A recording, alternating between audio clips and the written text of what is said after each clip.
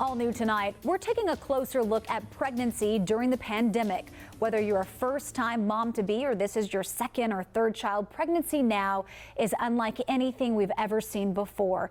And it has pregnant women everywhere dealing with a lot of uncertainty leading up to their due dates. So I spoke to our very own Billie Jean Shaw to see what the experience has been like for her.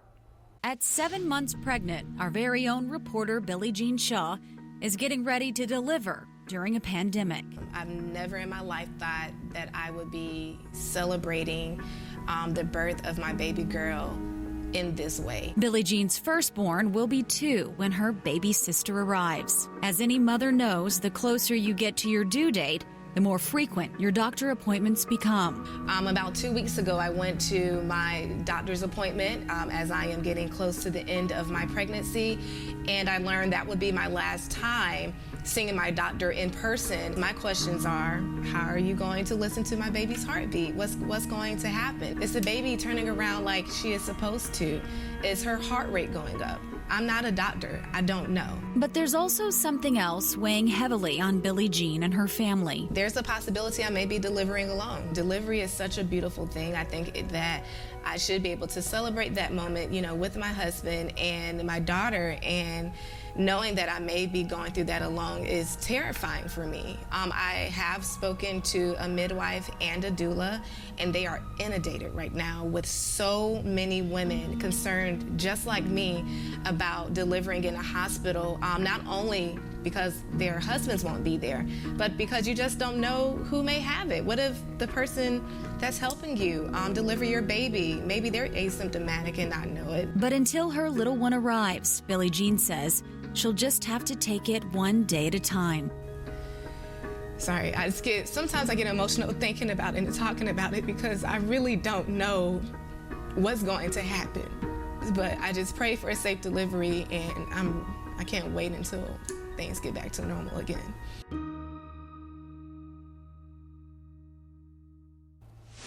I want to thank Billie Jean for talking with me. And right now, we want to bring in 2 of our experts to get answers to the coronavirus questions that you've been sending us.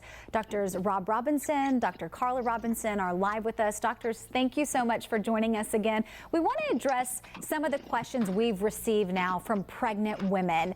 So first tonight, a lot of those women are wondering if they are at a higher risk for getting coronavirus because they are pregnant. What do you guys think?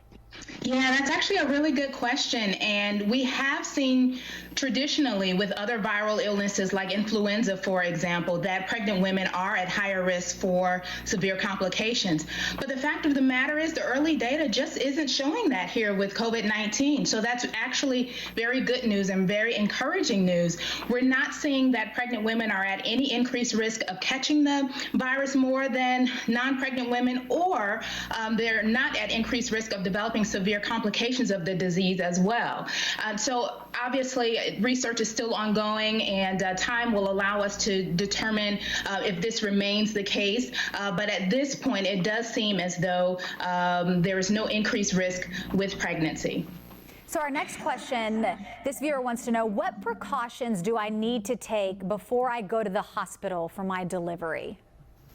Sure. Again, an excellent question. First, know that we as healthcare providers are taking every precautionary measure that we can to protect both mother and baby. But just as you alluded to in your last story, what that means is that delivery is going to look a lot different for most mothers delivering during this time.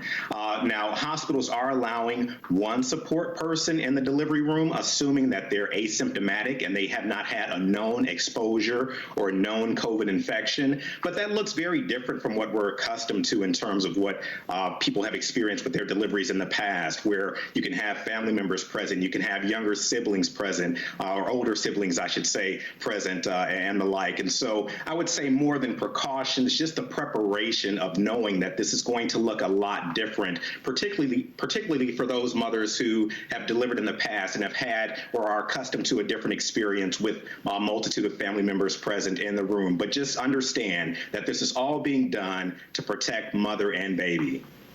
All right, our final pregnancy-related question.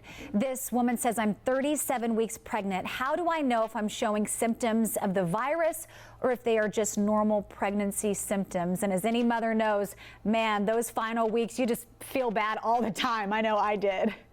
Absolutely. I mean, and I could understand being a little confused there because certainly those last weeks of pregnancy, you may have shortness of breath. You may have extreme fatigue, some of these symptoms that we know are common with COVID-19 infection. So I'd say, the biggest piece of advice, obviously, if you've developed fever, that's certainly a red flag, something that you don't typically see with pregnancy, or if you are experiencing an acute change in your symptoms. So, like you say, the last trimester is a little bit uncomfortable. But if you're experiencing, a change in your discomfort, you're experiencing an acute shift in the shortness of breath, an acute worsening, increasing symptoms, then that's when you definitely need to let your healthcare provider know that, hey, something is different, something isn't right. I just want to make sure that I'm okay. And that's where your healthcare provider can walk you through those steps to navigate that and make sure that there's nothing more going on. All right, now to a more general COVID-19 question. This viewer says, are the first symptoms of the virus always the same? Yeah, great question. And certainly we've seen a multitude of symptoms depending upon who's presenting. And as we've talked about before, we've even seen those who are asymptomatic. Now, what we do know is that the most common symptom in those who are symptomatic is fever. And then that's followed closely by fatigue and then a dry cough, loss of appetite, generalized body aches, and then shortness of breath, and in some cases, sputum production. And again, that's in decreasing order, with fever being the most commonly presenting symptom. But again, we've seen a variety of presentations, anywhere from loss of smell and loss of taste to rashes to conjunctivitis, which is an eye presentation, to even gastrointestinal symptoms, nausea, vomiting, diarrhea. So our recommendation is still the same. If you have any acute change in either chronic symptoms or you just developed symptoms that just aren't making sense to you, reach out to your healthcare provider, get further guidance as to what next steps you need to take to ensure that you're not infected or to get the best course of action for yourself. All right, doctors, thank you so much for your time. We appreciate you.